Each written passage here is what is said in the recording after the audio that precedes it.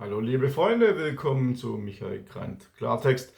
Lasst euch über eventuelle Hintergrundgeräusche nicht stören. Wir haben hier heute wieder einen Sturm.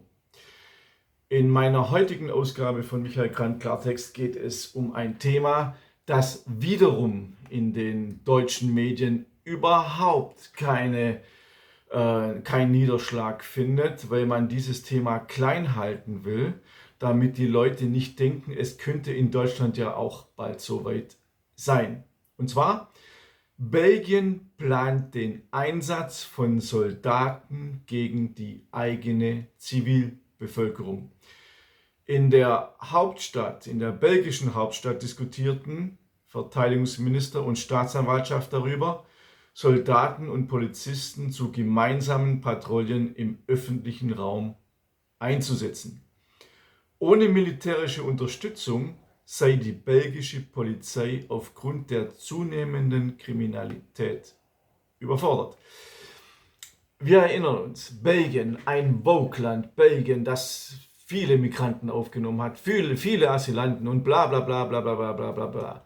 Und jetzt schlägt der Geist aus der Flasche zurück. Den Geist, den man entlassen hat, kann man nicht mehr einfangen. Der belgische Verteidigungsminister Theo Franken erklärte, er könne noch vor Jahresende Soldaten in Brüssel patrouillieren lassen. Die Regierung stehe unter zunehmendem Druck, die Gewaltkriminalität einzudämmen und die Ordnung in der Hauptstadt wiederherzustellen. Man muss sich das mal vorstellen, was in der belgischen Hauptstadt schon los ist.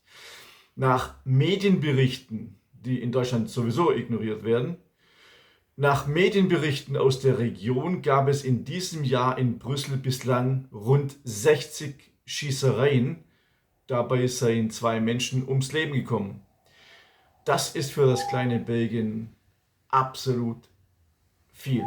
60 Schießereien nur in der Hauptstadt.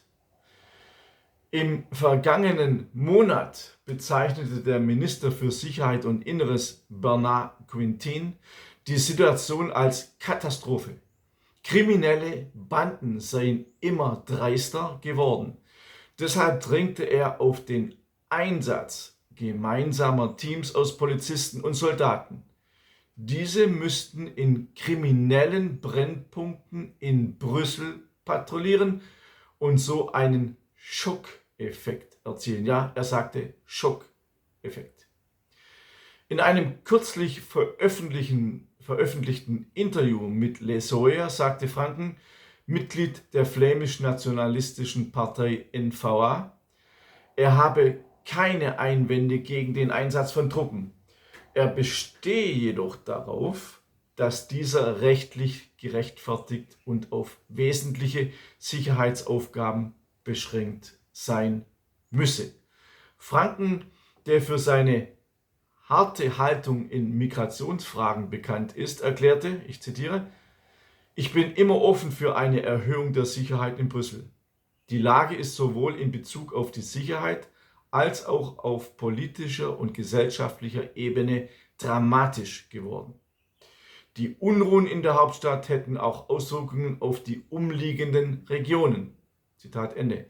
In seinen Aussagen hielt er sich abschließend die Option offen, das Militär tatsächlich auf Patrouille gegen die eigenen Bürger einzusetzen. Franken führte dazu aus, ich zitiere, die Sicherheit ist Aufgabe der Polizei, nicht der Armee. Wenn mich jedoch der Innenminister darum bittet, wird es zu einer Aufgabe für das Verteidigungsministerium, das die Nation schützen muss. Ist es möglich, noch vor Jahresende Soldaten auf die Straßen zu schicken? Ich habe weder Ja noch Nein gesagt. Zitat Ende. Zitat Ende. Der Brüsseler Staatsanwalt Julien Monnier berichtete zuvor, die Stadt habe bis Ende August 57 Schießereien verzeichnet und drängte auf ein koordiniertes Vorgehen gegen Banden. Mit seiner Warnung, dass jeder Einwohner Brüssels und jeder Bürger, egal wer, von einer verirrten Kugel getroffen werden kann, unterstrich Monnier die wachsende Gefahr, die von Gewaltverbrechen in der belgischen Hauptstadt ausgehen würde. So, und wer sind nun wieder die Strippenzieher dieser Gewalt? Was glaubt ihr? Naja, natürlich klar. Klar ist es sind Migranten. Ein kürzlich erschienener Bericht auf Euronews bezeichnete Brüssel als die Hauptstadt der Schusswaffenkriminalität in Europa. Ich wiederhole, als Hauptstadt der Schusswaffenkriminalität in Europa. Viele der Vorfälle ereigneten sich in Stadtteilen wie Anderlecht und Molenbeek, die seit langem mit Bandenkriminalität und Drogenhandel in Verbindung gebracht werden. Molenbeek ist ein Moloch, wo die meisten Migranten leben. Laut Stadtbel, dem nationalen Statistikamt Belgiens, sind 46% der Einwohner Brüssels im Ausland geboren. 27% davon außerhalb der EU. Also 46% der Einwohner Brüssels sind Ausländer, verglichen mit 18% im gesamten Land. Also in Brüssel gibt es 3-mal mehr Migranten wie in Belgien. Stadtbel hat das festgestellt und schreibt zudem, diese demografische Veränderung habe offiziellen Angaben zufolge die sozialen und sicherheitspolitischen Herausforderungen der Stadt verschärft. Also sehr diplomatisch ausgedrückt. Überall da, wo Migranten sind, gibt es einfach mehr Kriminalität. Das will man nicht wahrhaben, die Statistiken sagen aber genau das. In Deutschland will man das natürlich auch nicht hören. In meinem neuen Buch, das Ende November erscheinen wird mit dem Titel Deutschland muss vernichtet werden, gehe ich genau auf diese Migrantenkriminalität in Deutschland ein. Und ihr wisst, meine Quellen sind immer juristisch verifiziert und unangreifbar. Ich habe dazu Statistiken genommen, die man überhaupt nicht angreifen kann, aber die in Deutschland so in diesem Zusammenhang nicht genannt werden. Es werden Einzelstatistiken genannt, aber nie die großen Zusammenhänge, sodass man nie genau erkennen kann, wie die ganze Migrantenkriminalität überhaupt zusammenhängt. Zu den Asyl- und Migrantenpolitik in Deutschland, das könnt ihr nachlesen in meinem Buch Die NGO-Finanzierung, das ein großer Erfolg ist, das Buch. Darin beschreibe ich, wie die deutsche Politik über bestimmte Programme, Demokratie leben und so weiter, NGOs finanziert, die Flüchtlinge und Asylanten ins Land holen und das gegen das Gesetz und trotzdem werden sie finanziert. Also unglaublich.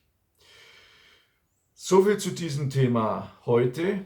Ich will noch darauf hinweisen, dass ihr meinen kostenlosen Newsletter www.michaelgrant.de abonnieren könnt. In der Beschreibung sind wieder die Links zu den Publikationen. Ihr könnt mich unterstützen, indem ihr mich weiter empfehlt. Ich wünsche euch alles Gute und ich hoffe, dass es nicht zu bürgerkriegsähnlichen Zuständen in ganz Europa kommt. In manchen Ländern ist das ja schon soweit, Italien, Frankreich und auch in Teilen Deutschlands. Und wer ist schuld? Wer steckt dahinter? Ihr wisst es. Bis dahin, alles Gute, euer Michael Grant.